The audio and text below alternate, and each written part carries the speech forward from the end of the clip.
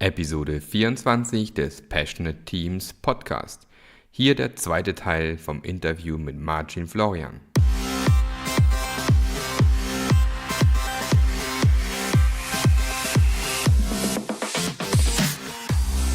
Was ist das Geheimnis passionierter Teams? Warum gibt es nur so wenige davon? Und wie können wir es schaffen, dass es mehr werden? Wenn euch diese Fragen umtreiben, dann seid ihr hier genau richtig. Wir sprechen mit nationalen und internationalen Experten zu diesem Thema und gehen dem Geheimnis passionierter Teams nach. Denn das ist unsere Passion, dafür brennen wir. Willkommen beim Passionate Teams Podcast.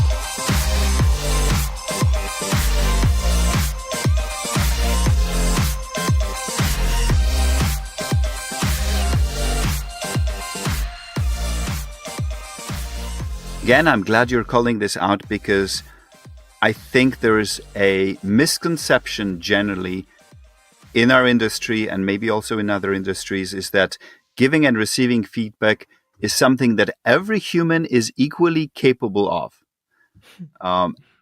But if you think about this, you know, how much time have you spent at school practicing giving and receiving feedback? My guess would be that most people would say none or very little. And it is absolutely a skill. So what we do at Spotify and what I've done in my tribe is that we've run workshops. We've given people tools. We've done practical exercises where you create a made up situation and you try to give feedback to the other person. So a lot of role playing, a very powerful tool, if a little bit uncomfortable for people. But I would say that discomfort is really worth the effect you can get. It is recording yourself. Like, do a video recording of yourself acting in a situation, trying to give feedback, and then watch it together and say, "Okay, why did you say that? What did you actually want to say? How could you say it better?"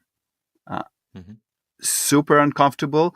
But if you actually get over that first discomfort and understand with the growth mindset that we can all be better at something and that we're doing this to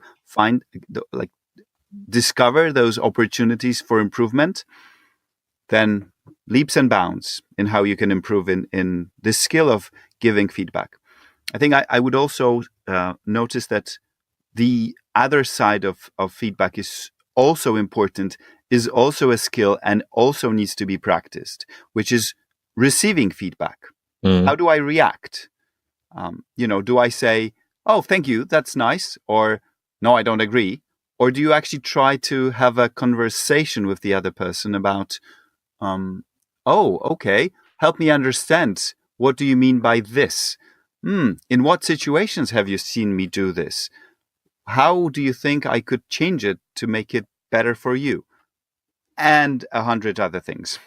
Yeah, that's also something I see a lot, that people are not able to receive feedback. And it's difficult, yeah. And what I usually try to do when I get feedback is just, in the first step, just to listen without starting an argument or something like that. And just telling why you maybe behave like this and that. It's just stay calm, just listen to what's coming. And as you said in gym, maybe just ask some questions if you don't understand what he's talking about, where did he see this behavior, and so on and on. And I can truly, I think the same way in you, that this is also an important skill to learn.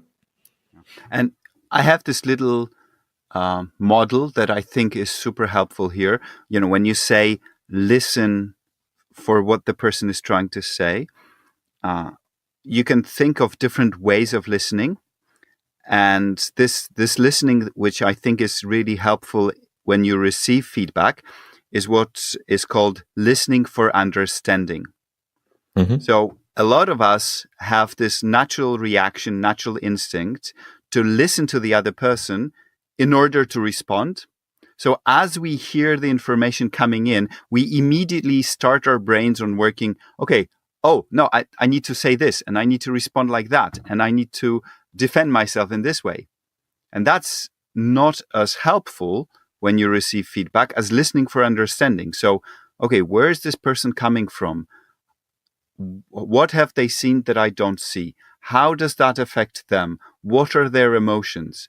We could start a whole topic of being empathetic and showing empathy toward the other person, which is also something which is a skill that can be learned.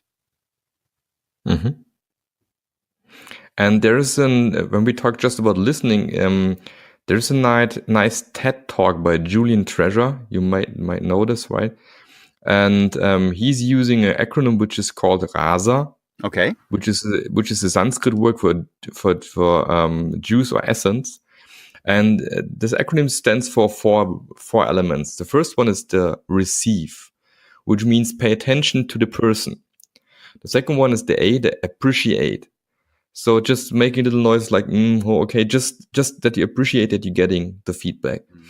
The third thing is summarize. So really summarize what you think that the other person just telling you, because it's communication, right? You might be wrong what he's just telling you, and just summarize what you understand, what he's telling you. Maybe you're right. Maybe there's some different elements in there. And last but not least, and this is also what you just said, is answer, ask questions afterwards to really understand what is the thing. And I like this acronym of RASA: receive, appreciate, summarize, and ask questions. And I think that's really powerful methods to just keep this acronym in your mind when you receive feedback, or even when you just listen to some person. Yes, I certainly relate to that very well. I wasn't aware of this particular acronym, but this way of interaction I really relate to, and is very powerful and very effective. I agree. It's great. Nice. So, feedback loops. What else? I think we can top the list off with with something that has escaped me now. And every time I was talking about the previous ones, I was like, oh, remember that last one. Okay, but I think we can. Yeah, maybe it will come in a second when we just talk about different things. Because what I would like to talk again about is the first thing you talked about was psychological safety, and this is a big word, right? Yes, psychological safety, and it sounds maybe it sounds easy, but it's really difficult to get in some companies at least. And interestingly, what Cisco did also looked at their teams, I think 2 or 3 years ago already. And also psychological safety was one of the top 3 reasons, which was the difference between great teams and good teams. So number 1 reason was best of me now. So the people felt like they could really use their strength in the teams. Number 2 was they all had the same understanding of quality in the team. And number 3 was psychological safety. Mm-hmm. So I think psychological safety is getting more and more traction lately. And what would be interesting for me is, what are you guys doing to create such environments where psychological safety can be created? Okay, so I would say first that it's great that this is becoming more and more important in our industry. I would encourage everyone who has not yet seen Amy Edmondson's TED Talk about psychological safety to do it. Great introduction. So it starts with creating awareness. That's what we have been doing, introductions, workshops, discussions. So that is the first thing to do. And for example, through this, what we have done in our tribe, together with our great agile coaches who worked with us at the time, it was Gitte Klittgard and Morgan Ahlstrom here from Sweden, is create a focused set of work that will help people improve the psychological safety in their teams throughout time. So first of all, set out a long-term strategy for improving, understanding psychological safety. Mm-hmm. So we started with this understanding. We actually spelled out 6 aspects of what we believe a psychologically safe environment is, which we said is the environment where you can be yourself, take risks, make mistakes, raise problems, ask questions, and disagree. And I think it's interesting to see this as a little bit wider than what very often is just referred to, which is this being safe to make mistakes or admit mistakes. I think that is important, but there are other dimensions also to consider. And then once we've started creating a basic level of understanding of psychological safety for everyone, we then moved on to actually understanding what the situation is like. Do we have a problem in some of the areas? And actually, Google have a very useful set of resources on their website, Rework. And we actually adopted one of their questionnaires to simply gather data. Okay, what aspects of psychological safety may not be working now?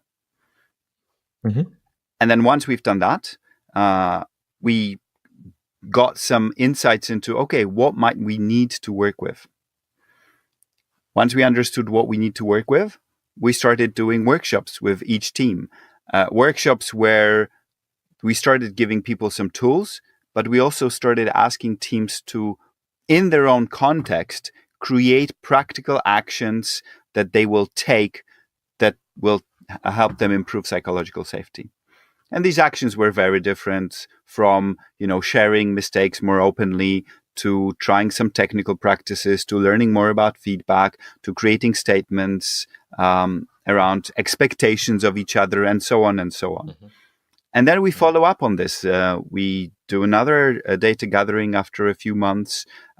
We refer back to the principles. We refer back to, we set a set of standards for behavior, of how do we believe people should behave in order to create psychological safety. We created ways for people to call out when they don't feel psychologically safe. And I think very important also, we've really worked with the leadership team to model the behaviors, because very often leaders are the ones that are seen the most, are the ones that people, just because of their position, will look up to and will take their cues from the leaders. So if the leaders don't listen, if they discourage, if they don't ask questions, if they don't allow people to disagree, if they don't admit their own mistakes, then there is no hope of getting that psychological safety in place. So that's some of the ideas of the things we've done. But it always comes down to this: have time, talk about this, give people tools, give people the understanding. And you had great coaches for that. Gitte is, for me, in Europe, one of the best creating such environments. So it's a pity that she left, right? Absolutely, yes. Yeah. In a way, but she came in, did some amazing work with us, and now allows us to stand on our own 2 feet. So it's sad, but I think that's exactly what great coaches do. They create change that is lasting and allows them to move on. Yeah, I totally agree. And I just saw that the last thing you had in mind came back, which is transparency. Yes, thank you very much, Mark. That would be the thing that I would also really very strongly highlight, that is super important as a principle to build great teams, which is creating a lot of transparency, that everyone feels they're included in the decisions that are being made, that they understand what the decisions are, that they can see the data that the decisions were based on, that, when things are great, everyone knows that things are great. When things are going badly, we talk about the things going badly. When we admit these things publicly and openly, and that's, as a practice that we do a lot at Spotify, a lot of things are open by default. Any Google Doc, any presentation, anyone can see. Ask yourselves, do you have full access to all financial data of your company? Do you know its performance? do you know what the lead team is talking about? Do you know what are the top 5 priorities of your boss, of your boss's boss? What do they care about this quarter? These are all elements of transparency which allow people to make best decisions in their local context because they have the information they need. It's don't just give people freedom to act, give them the information to act in the right way. Yeah,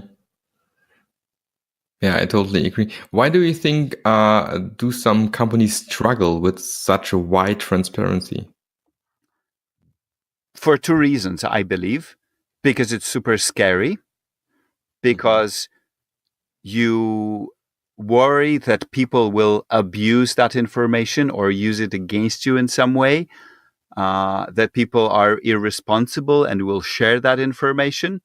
And of course, if you treat people as irresponsible, they will act irresponsibly. Whereas if you treat them as responsible, dependable adults, they usually rise to that challenge and act accordingly.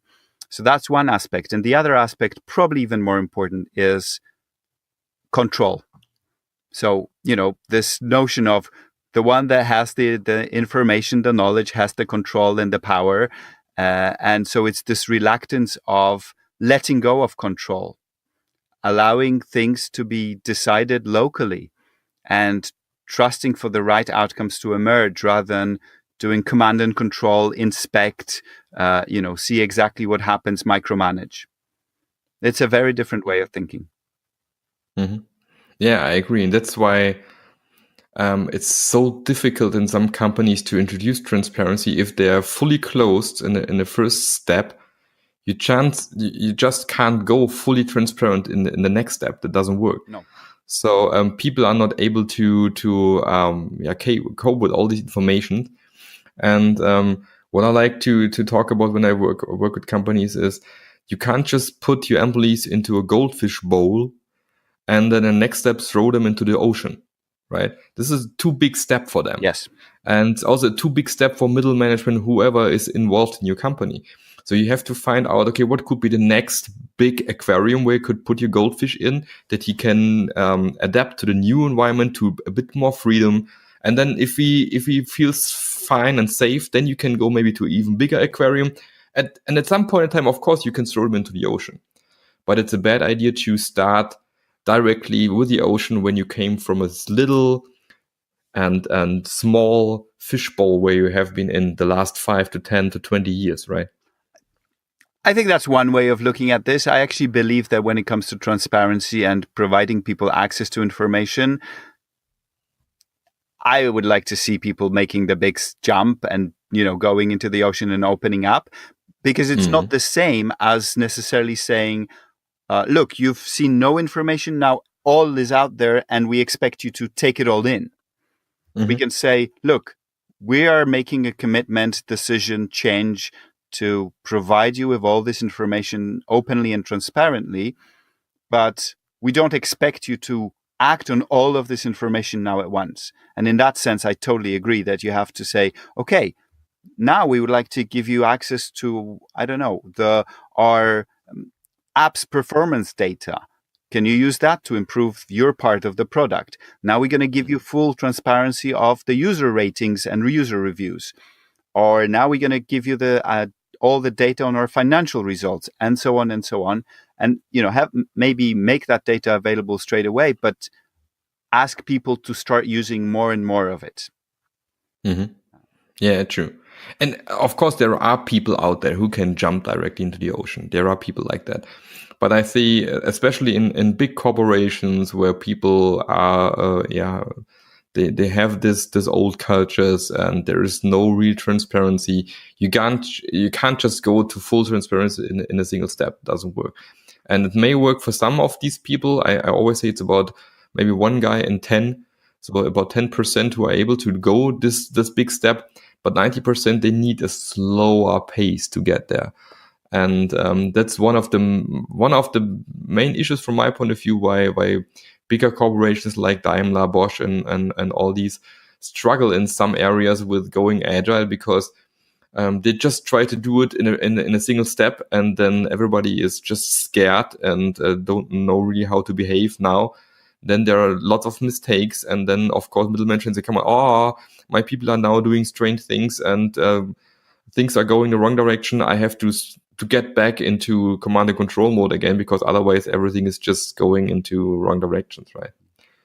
Yeah, I think that a term to mention in this context is something called learned helplessness, which is this notion that people actually are conditioned in the environment to be helpless, to not ask, not raise problems, not ask for help, not change or challenge the status quo.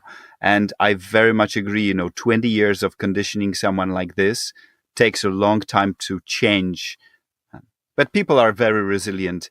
And, I really believe that people by nature want to do the right things if they get the right tools, get the right environment, and get the right level of trust. Yeah, and then we are, what you used a lot and which relates to what you're just saying is the growth mindset, right? Absolutely. And so how would you define the growth mindset? How is it also nurtured at Spotify? So I'm glad that you've asked this, because I actually pulled out a little quote from the book by Carol Dweck. The book is called Mindset, and it's ultimately where this notion of growth mindset came from. And she basically says the growth mindset is based on the belief that your basic qualities are things you can cultivate through your efforts. So any aspect of your skills, abilities is only a function of how much effort, attention, and time you have given to them, not by how you have been born, what you've been given, what are your talents. Great book, Talent is Overrated, also on a similar topic. So yeah, that's the essence of growth mindset, is that every failure, every problem is an opportunity to learn, improve, get better, and that we can get better in almost anything. Maybe me being almost 40, I will not become the Olympic level athlete. But if I really wanted to, I can probably get pretty close if I train for the next 10 years. Yeah, true. But there's also an interesting book I read recently, which is unfortunately a German one, which is about that. What he's telling in the book is that talent and interests are two different things. So just because you're interested in a certain topic doesn't mean you're talent in this area.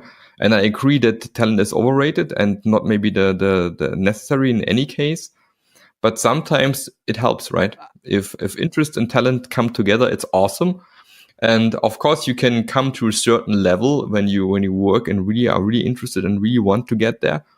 And but there's always a difference between interests and talents. It's also interesting. And I think we sometimes confuse the talent with passion and interest and motivation, in a sense that, this person has, I don't know, been riding horses since she was 5, and she's got a natural talent for this. Well, would she really have the same talent if she started at 15? Yeah, sure. That's the question, yeah. So, Martin, one question. Spotify is hiring, right? You're always searching for great engineers. Hiring, absolutely. Okay. So why should somebody, and maybe some of my listeners too, why should somebody join Spotify? Wow. Great question. I would say that if you want to work on a product that truly impacts people's personal lives, that makes bold statements, tries to drive cultural change, if you want to work in a technically challenging environment with great colleagues from whom you can always learn, if you want to work in an environment where you're respected, where you can truly do your best work, then I would encourage you to consider Spotify as a great place to be. Yeah, and if you're not encouraged after this great podcast episode about all these great things Martin was just talking about, then I don't know what else could convince you, right? Of course, you might have to move if you're not from Sweden, right? Yes. We are currently in Sweden, England, and US. In terms of our software US, development efforts, yes. Yeah, but Martin could also be then somebody who can learn from, because he moved from Poland over certain other steps, but in the end to Sweden, right? Yes. I would actually really encourage anyone. It's very much doable. And I would say the experience of going abroad and living in a different culture, I would wish that to everyone, because it's such a forming experience. It allows you to grow as an individual, mature, understand yourself much better. I believe I'm a better person thanks to the experience of having moved a couple of times to different countries. Yeah, I totally agree on that one. So we've come to the end of this episode. Oh, I'm sad. Well, if we have to, but let's respect our listeners. Now you have the chance. But now you have the chance maybe to just have some final word sentences you would like to give some of the listeners in terms of teams and passion.